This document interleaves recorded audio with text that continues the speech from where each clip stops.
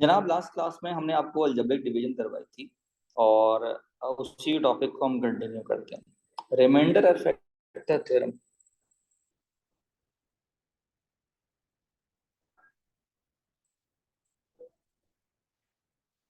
जनाब यहाँ पर हम पढ़ेंगे पॉलिनोमियल्स को। पॉलिनोमियल्स याद रखें, x की पावर n से शुरू होते हैं।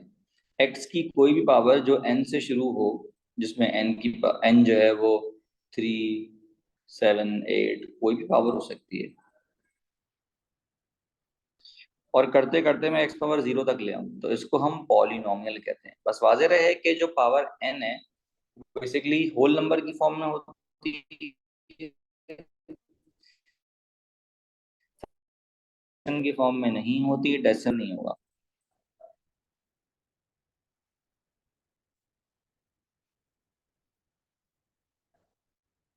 n यहाँ पर हाईएस्ट पावर है और इस हाईएस्ट पावर को हम डिग्री ऑफ पॉलिनोमियल भी कहते हैं। जितनी डिग्री होगी उतने ही पॉलिनोमियल इक्वेशन के आंसर्स एग्जिस्ट करेंगे, रूट्स जिसे हम कहते हैं।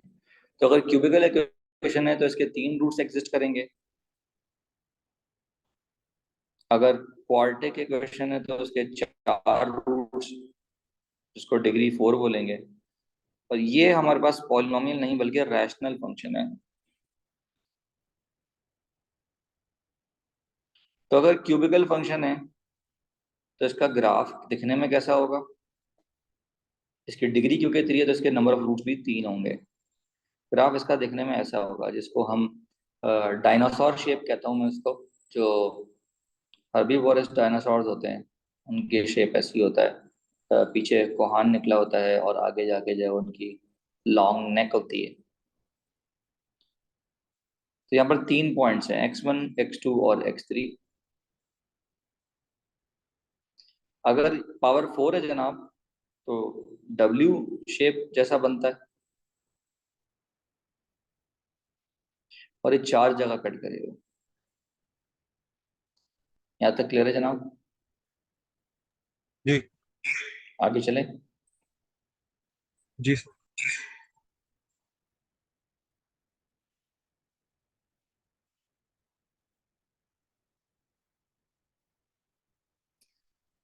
जनाब जैसा कि आपको याद होगा कि जब हमने यहाँ पर 2x³ minus 4x² plus x+1 को डिवाइड किया था x+1 से, तो रिमाइंडर हमारे पास बचा था -6। तो गोया हम इसको लिख कैसे सकते थे कि 2x³ minus 4x² x+1 is basically equals to 2x² minus 6x+7 multiply by x+1। क्योंकि फैक्टर नहीं है, एग्जैक्टली डिविजिबल नहीं है, तो ये -6 यहाँ पर एक्स्ट्रा रह गया था। तो अगर कोई आपसे पूछे कि what should be subtracted from this expression, तो इसका मतलब है -6 शुड बी सब्ट्रैक्टेड ना। तो आई कैन से के -6 should be subtracted from f of x such that f of x such that x+1 becomes what? Becomes a factor। बात समझ आ रही है बेटा कि x+1 क्या बन जाए बेटा? फैक्टर बन जाए। ये फैक्टर। बात क्लियर है? नोट जी कर सर। लीजिए बात। अच्छा जी, अब यहाँ पर वो क्वेश्चन में पूछ रहे हैं कि what should be subtracted from this given expression such that it may become exactly divisible by x-2। Tuesday नहीं आए थे, डिवीजन करी थी नहीं।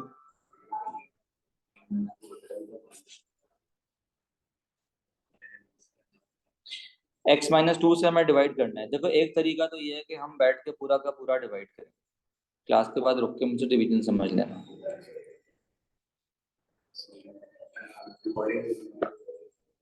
कर लिया तुमने रिकॉर्डिंग से। x-2 से हमें डिवाइड करना है, तो नुमान साहब एक तरीका तो ये है कि हम बैठ के पूरा डिवाइड करें। दूसरा तरीका ये है कि हम क्या करें, जरा देखते हैं। बेसिकली रिमाइंडर चाहिए, और ये बात मैंने अभी थोड़ी देर पहले ही समझाई है कि अगर मैं आपसे पूछूं कि भजन 9 टॉफियां हैं, 4 लड़के हैं, बांटनी है, दो दो बांटोगे? मेरे पास 9 टॉफियां घर ले गया मैं, वर्ल्ड वॉर 3 हो जाएगी, क्योंकि 2 बच्चे हैं। 4 और 4 तो बढ़ जाएंगी, एक पे होगी लड़ाई। तो अगर मैं अकलमंद बाबू तो क्या करूंगा, वो एक टॉफी शॉर्ट कर दूंगा मैं। तो वो यही पूछ रहा है कि मैं कितना शॉर्ट करूं कि वो एग्जैक्टली डिवाइड हो जाए। तो क्या चीज शॉर्ट होती है? रिमाइंडर। जो रिमाइंडर बच रहा है हमेशा वो शॉर्ट कर दो। तो बेसिकली ये जब डिवाइड किया होगा हमने पीछे पिछली स्लाइड्स में, तो वहाँ 13 रिमाइंडर बचा होगा। तो हम यहाँ पर वही सब्ट्रैक्ट करेंगे, तो हमारा एग्जैक्टली डिविजिबल हो जाएगा। तो सवाल ये पैदा होता है कि रिमाइंडर निकालने के लिए क्या हम हर बार लंबी लंबी डिवीजन करेंगे? कितनी लंबी डिवीजन? इतनी लंबी। ठीक है, इतनी लंबी।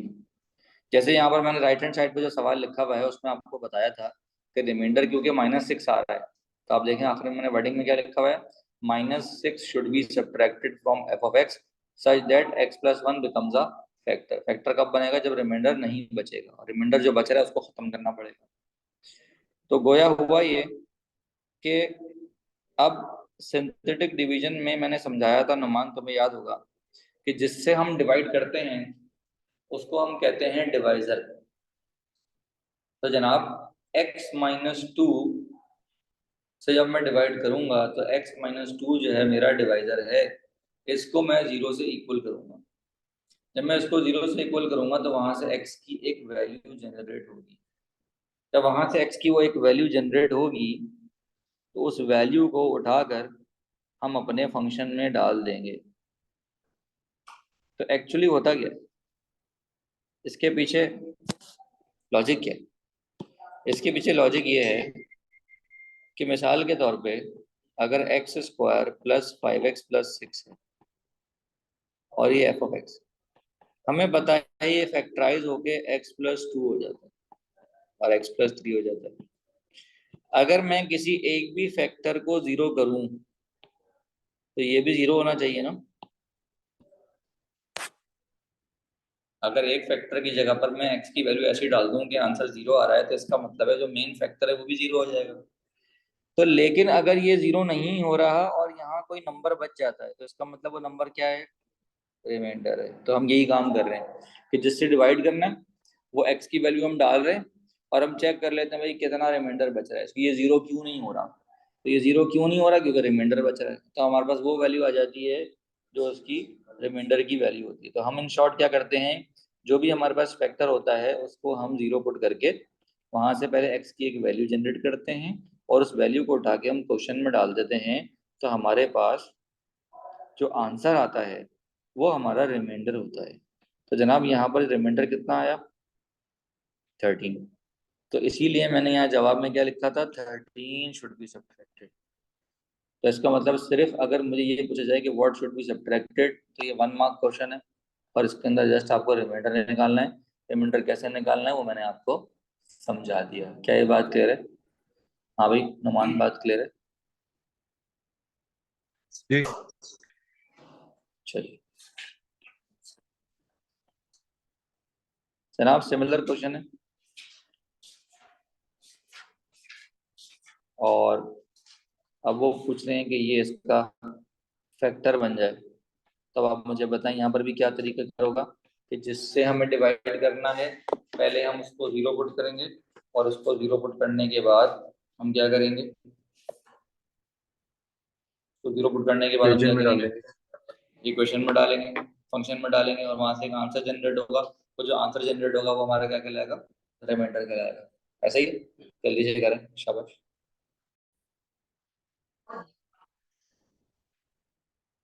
तो जनाब x+1 को हम जब 0 से इक्वेट करेंगे तो x का एक आंसर आएगा -1, और इस -1 को हम अपने फंक्शन में डालेंगे तो हमारे पास रिमाइंडर की वैल्यू आ जाएगी। क्या ये बात क्लियर है? जी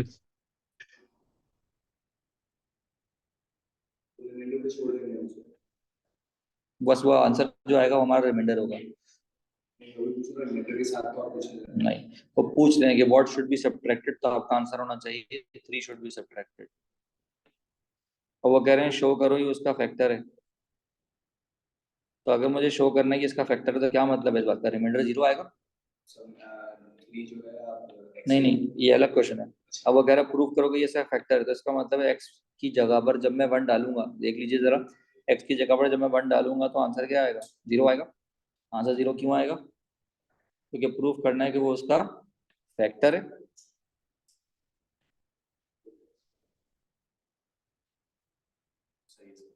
समझ आ गई बात? जी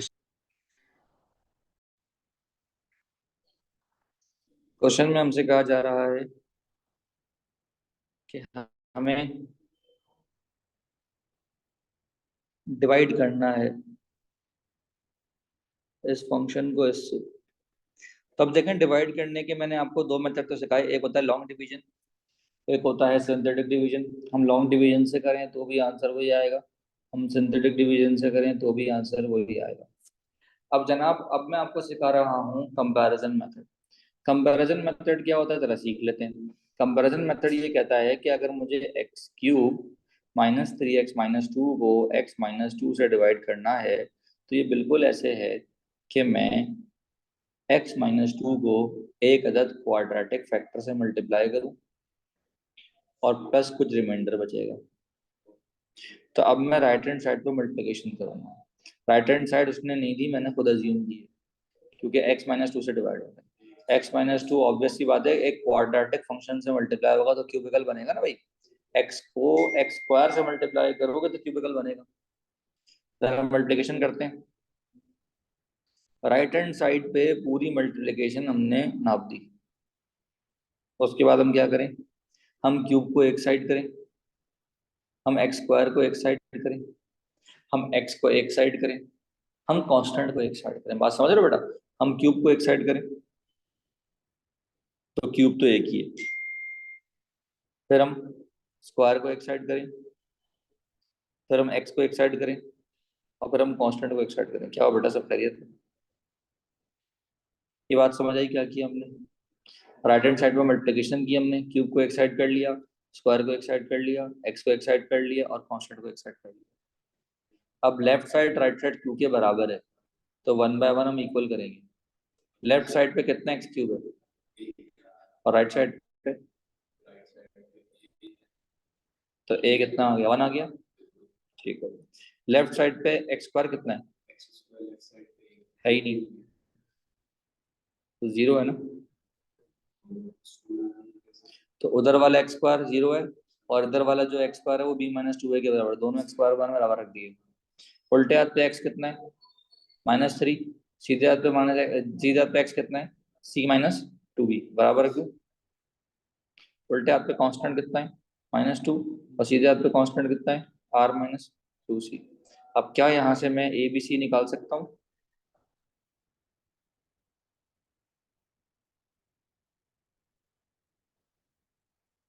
कोई मसला बेटा इस सवाल में? ये वाला समझ आ गया? नुमान बात समझ आ गई? जी नोट। तो जनाब, ये एबीसी की वैल्यूज हमारे पास तैयार हैं। ये एबीसी की वैल्यूज भाईजान, ये एबीसी की वैल्यूज मैं यहाँ पर क्वेश्चन के अंदर वापस डाल दूँ। जब मैं एबीसी की वैल्यूज क्वेश्चन के अंदर वापस डालूंगा तो मेरे पास क्वेश्चन तैयार हो गया। तो अगर ये सवाल सिर्फ होता डिवाइड करने का तो मैं तो सीधा सीधा डिवाइड कर देता। लेकिन मसला ये है कि एग्जामिनर इतना हल्का आता नहीं है। वो कहते हैं फैक्टराइज इट कंप्लीटली। क्या कहता है वो आपसे? जब फैक्टराइज इट कंप्लीटली की बात हो गई तो इसका मतलब है जो आंसर आएगा उसको छोड़ना नहीं। इसका मतलब जो क्वाड्रेटिक आया है उस क्वाड्रेटिक को मजीद फैक्टराइज करना है। तो अभी जो x square plus 2x plus 1 है, हमें बताया कि ये मजीद फैक्टराइज हो सकता है x plus 1 into x plus 1 में। A square plus 2ab plus B square O levels. तो क्या बन गया ये? एक्स प्लस 1 का होल स्क्वायर। ये कितने रूट्स हैं? अगर मैं इसको इक्वल टू 0 कर दूं तो कितने रूट्स आएंगे? क्यूबिकल के 3 आने चाहिए, लेकिन यहाँ कितने आएंगे? 2 आएंगे। x minus two equal to 0 करोगे, x प्लस 1 इक्वल टू 0 करोगे। तो अगर मैं आपको ग्राफ ड्रॉ करके दिखाऊं,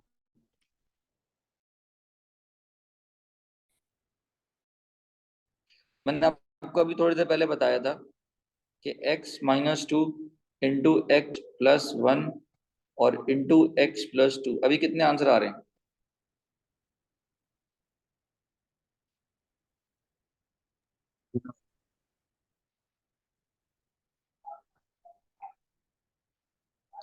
x minus 1 into x plus 1 into x plus 2, अभी कितने आंसर आ रहे हैं? एक आ रहा है -2, एक आ रहा है -1 और एक आ रहा है +1। और क्यूबिकल हमेशा ग्राफ ऐसा बनेगा।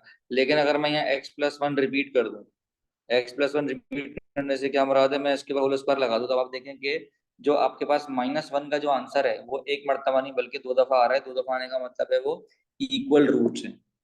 जैसे क्वाड्रेटिक्स हम P1 के अंदर पढ़ते थे, इक्वल रूट्स, याद आ रहा है? आज से कोई 30 साल पहले जब P1 पढ़ा था। तो जनाब x प्लस 1 यहाँ पर क्योंकि रिपीटेड रूट है, स्क्वायर लगा हुआ है ना उसमें, तो वो कौन सा रूट कहलाएगा? तो इसलिए x प्लस 1 मतलब x इक्वल टू -1। यहाँ पर 2 दफा टच कर रहा है वो, 2 दफा आंसर है, तो इसीलिए बस वो टच करता हुआ वापस आ रहा है, कट नहीं कर रहा। कट करके वापस आएगा तो 2 जगह कट करेगा, टच करके आएगा तो एक जगह कट करेगा। तो वो जब टच करता है तो क्या होता था? B square minus 4ac equals to 0 के बराबर होता था। तो आप देखो कि B square minus 4ac is equal to कितना आ रहा है? 0 आ रहा है। तो इसका मतलब है ये रिपीटेड रूट्स। जब हम यहाँ पर पहुंचेंगे, यहाँ पर कभी कभार वो कहेगा कि तू इसको फैक्टराइज करो कंप्लीटली, कभी कभार वो कहेगा कि प्रूव करो कि इसका एक ही रियल रूट है। तो आप याद करो कि बी स्क्वायर माइनस 4ac जब नेगेटिव होता था तो कैसे रूट्स होते थे? नो रियल रूट्स होते थे। तो कभी कभार वो हो सकता है वो प्रूव करने को बोलेगा भाई इसका एक ही रियल रूट है, क्यूबिकल के तो 3 रूट्स आते हैं ना। वो क्या बोलेगा? प्रूव करो इसका एक ही रियल रूट है। इसका मतलब है जो क्वाड्रेटिक इक्वेशन बन रही होगी उसके रूट्स कैसे होंगे? नॉट रियल होंगे। तो कभी वो सवाल देते, क्या सवाल देते कि प्रूफ करो कि इसका एक ही रियल रूट है। तो इसका मतलब है फैक्टराइज करने के बाद जब तुम यहां से डिवाइड करने के बाद क्वाड्रेटिक आंसर निकालोगे, उसको मजीद बी स्क्वायर माइनस 4ac से चेक करो। तो अगर वो नेगेटिव आएगा तो क्या मतलब है इस बात का? No real root. और अगर 0 आएगा तो क्या मतलब है इसका? Repeated root. परफेक्ट स्क्वायर आएगा तो क्या मतलब है इस बात का? फैक्टराइज। ये सारी वही बातें हैं जो P1 में हमने पढ़ी थी कि बी स्क्वायर माइनस 4ac 0 आता था तो रिपीटेड रूट्स होते थे, B square minus 4ac lesser than 0 आता था तो नो रियल रूट्स होते थे। याद करो बेटा, रिकॉल करो। और B square minus 4ac greater than 0 आता था तो डिस्टिंक्ट रूट्स होते थे। B square minus 4ac perfect square अगर आता है तो उसको हम कहते हैं फैक्टराइजेबल। फैक्टराइजेबल। समझ आ गई बात? क्लियर है? नुमान बेटा समझ आ गई ये बात? तो ये एग्जामिनर बताएगा करना क्या है? जी जाहिर है। जनाब अब हमें वो कह रहे हैं कि आपने डिवाइड करना है इसको बाय x-2। तो अब जरा डिवीजन नुमान आपको तो आती है, आप जरा सीख लो भाई। जिसने डिवाइड होना है वो अंदर आएगा, जिसने डिवाइड करना है वो बाहर आएगा। तो अब तुमने सोचना है मैं x को किससे मल्टीप्लाई करूं कि x क्यूब आ जाए। डिवीजन की प्रैक्टिस जरूर कर लेना, वरना ये आखिरी साल तक मुझे तुम बोलते रहोगे सर नहीं समझ आई। थोड़ा समझ रहे हो मेरी बात मैं क्या कह रहा हूँ? तो दोबारा से बताता हूँ क्या करना है। जिसको डिवाइड करना है वो अंदर लिख, जिससे डिवाइड करना है वो बाहर लिख। जिसको डिवाइड करना है उसको बोलते हैं डिविडेंड, जो डिवाइड करता है उसको बोलते हैं डिवाइजर। ठीक है। मैं x को किससे मल्टीप्लाई करूं कि x क्यूब आ जाए? एक्स स्क्वायर से। एक्स स्क्वायर मैं यहाँ लिख दूंगा, लेकिन एक्स स्क्वायर जब मिलेगा तो दोनों से मिलेगा, मतलब x से भी और -2 से भी। तो जरा एक्स स्क्वायर को x से मल्टीप्लाई करो कितना आएगा? एक्स क्यूब आ जाएगा, लिख दूं इसके नीचे। और जो 2 से मल्टीप्लाई करूंगा वो इसके नीचे लिख देता हूँ। उसके बाद इनके साइन चेंज करने होते हैं। कम से कम 7-8 सवाल प्रैक्टिस करने पड़ेंगे। सही। तो जनाब अब इनको साइन चेंज करके कॉपी कर ले। एक्स क्यूब कैंसिल हो गया, क्या बचा? 2x²। अगला क्या बचा? अगला क्या बचा? अब दोबारा थिंक प्रोसेस। एक्स को किससे मल्टीप्लाई करूं कि 2x² आए? 2x। अब ये 2x दोनों से मल्टीप्लाई होगा, मतलब x से भी होगा, और तो x से करें, 2 से करें। अब क्या करते हैं? Sign change. 2x² कैंसिल हो गया, कितना बचा? वो तो खत्म हो गया, बाकी ठीक है। अब x को किससे मल्टीप्लाई करूं कि x है, तो 1 से करूंगा। अब ये 1 दोनों से मल्टीप्लाई होगा, तो ये हमारा कैंसिल हो गया। सिंथेटिक डिवीजन तुमने नहीं पढ़ी, वो कंपैरिजन मेथड। कौन सा? हाँ, वो रिमाइंडर फैक्टर थ्योरम। ये लॉन्ग डिवीजन, वो भी कर सकते हैं।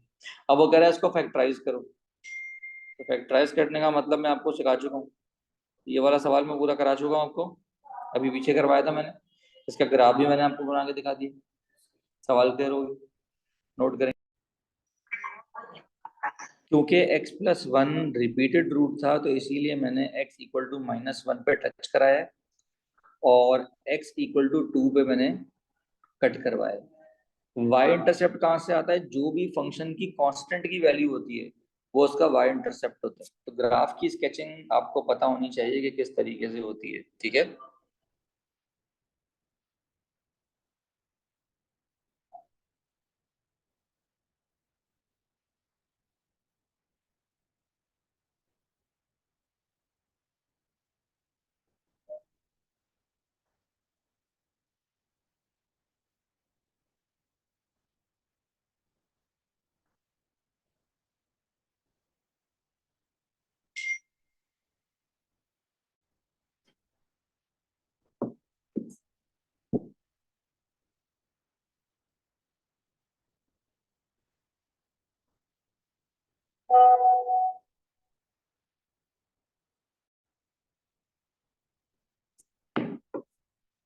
डन।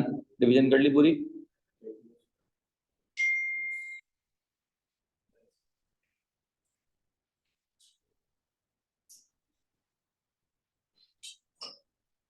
क्वेश्चन में कह रहे हैं कि अगर x-2 फैक्टर है इसका, तो आपने b निकालना है इन टर्म्स ऑफ a। तो अगर मैं आपसे कह दूं कि भाई कोई x-2 जो है वो इसका फैक्टर है, तो इसका मतलब है ये फंक्शन में पुट होने के बाद इक्वल टू 0 देगा मुझे, राइट? अभी x-2 अगर इसका फैक्टर है, तो इसका मतलब है x इक्वल टू 2 यहाँ मैं पुट कर सकता हूँ ना। तो x इक्वल टू 2 यहाँ मैं पुट कर दूंगा।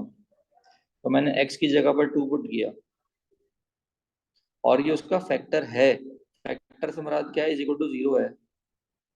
बात समझ आ रही है? जब भी फैक्टर बोलेगा तो रिमाइंडर कितना होगा? 0 होगा, ठीक है? P3 का सिलेबस ना बेटा बहुत बड़ा है, तो आप जो एएस में करते थे ना, तो स्टूडेंट का फिर आप देख लीजिएगा कि स्टूडेंट कितना फंसते होंगे। तो इज इक्वल टू 0 हमने क्यों पुट किया? क्योंकि वो का फैक्टर है। और यहाँ से हमने एक अदद इक्वेशन बना ली, क्योंकि उसने कहा था b in terms of a। यहाँ पर मैंने क्या किया? b की value in terms of a निकाल दी। क्या ये बात क्लियर है आपको? तो मसला है सवाल में 2 से 3 नंबर का सवाल है ये, नोट करेंगे।